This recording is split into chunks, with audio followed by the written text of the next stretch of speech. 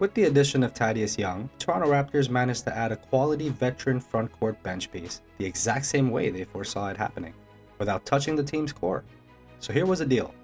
The Raptors traded Goran Dragic and a protected first-round pick to the San Antonio Spurs for veteran forward Thaddeus Young, Drew Eubanks, who was immediately waived, by the way, and a second-round pick that will inevitably come from the Detroit Pistons.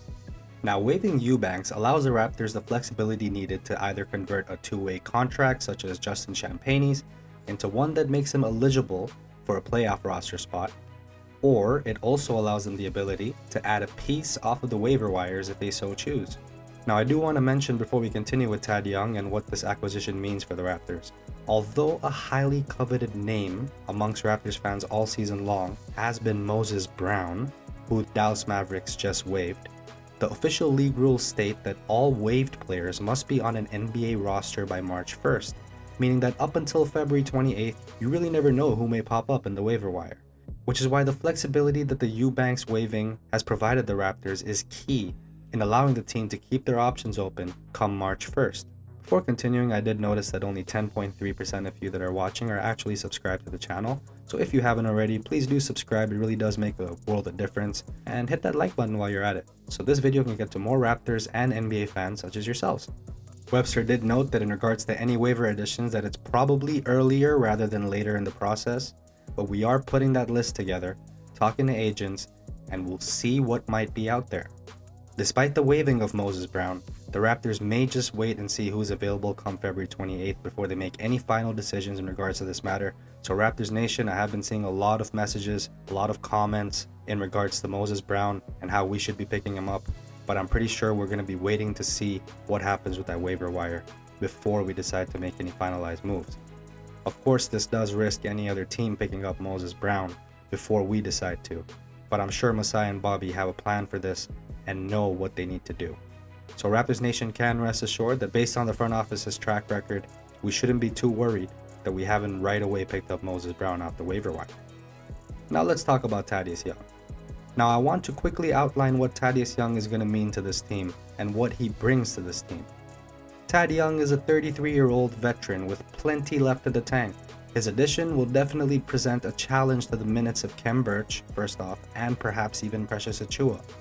Now this should create some fun competition between the trio as they compete for minutes, and since Achiuwa is still quite young, this kind of competition could be exactly the kind of push he needs to elevate his game to the next level.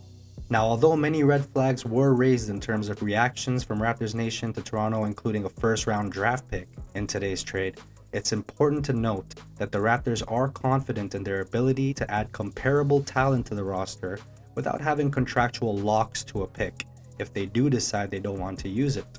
And remember, Raptors fans, they also did acquire a second-round pick. And regarding to trading this first-round draft pick, which has had some mixed reactions, more leaning towards why did we do that for Thad Young, Michael Grange of Sportsnet actually put things in perspective quite nicely with the following quote. He goes to say, so a way to interpret this is in a weak draft, the Raptors moved from picking in the low 20s with their own pick to low 30s with the Pistons second, and get in front of likely a robust buyout market for Young, a smart vet who can help them this season and keep books tidy for the next. Now I want to point out why the addition of Thaddeus Young to the Raptors roster is bigger than what meets the eye on paper. First off, Thad Young will make an instant impact on the team with his capabilities. Although Young wasn't a part of San Antonio's rotation, the versatile veteran forward is coming off one of the best seasons of his career, averaging 12.1 points, 6.2 boards, 4.3 assists, and 1.1 steals per game off the bench for the Bulls last season. He fits the mold of what the Raptors are looking for, adding yet another rangy wing who can do a little bit of everything on both ends of the court. Thad Young possesses the versatility which will allow him to be featured in lineups alongside OG, Pascal, and Scottie Barnes as either a forward or small ball center. It's also worth mentioning that Young has some polished offensive skills which he's extremely good at, which Toronto has been looking to add since the start of the season. Young averages 2 seconds and 1 dribble per touch, which means that he makes very quick decisions. Although he's just averaging 2.3 assists a game at the moment, his ability to rapidly survey the floor and find the open man or back out when restricted is bound to be an extremely valuable asset for the Raptors. On top of his passing strengths, another great strength of his is that he barely ever turns the ball over. Both Thad Young's assist to usage rate have been in the 90th percentile for his position in the league, and this has been the case both this season and the last. He will offer spacing in a variety of ways, and passing is sure to be the biggest way in which he does that. Another huge notable is that Young was 4th in the NBA in passes thrown as a screener, something he's still showing tremendous efficiency in even this year despite a dip in his minutes. Now we also know that the Raps love their defense and they love pushing the pace and getting out in transition.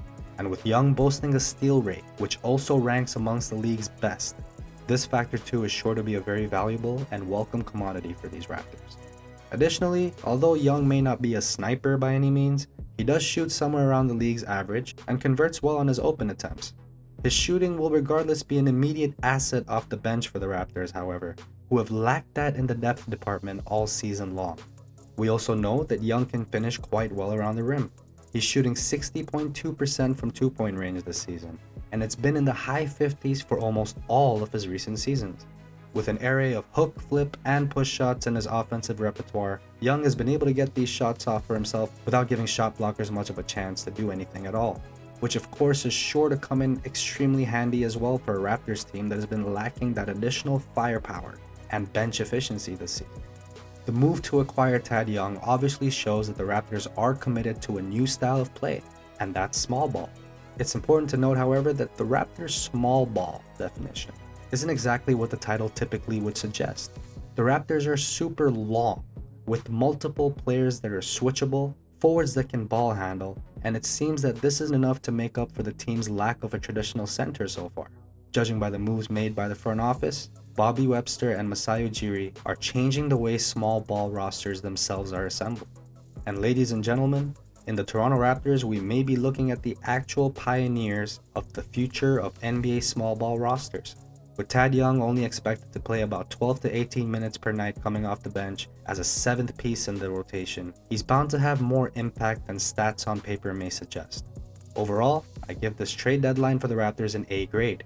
The Raptors did what they set out to do without touching the core, and the team looks poised to make a run in these playoffs, especially considering they have been the hottest team in the East in 2022, and they're riding a 7-game win streak, a win streak which included W's against competition that is top tier in the Eastern Conference, might I add. The Raptors are looking really good, and exciting times are coming up ahead. I recently made a take on the future of the Raptors' backup point guard situation. You do not want to miss that one, especially if you enjoyed this one. And remember, if you do watch it, you'll be feeding a hungry African. Seriously, I'm African, and I get hungry a lot. Got some munchies?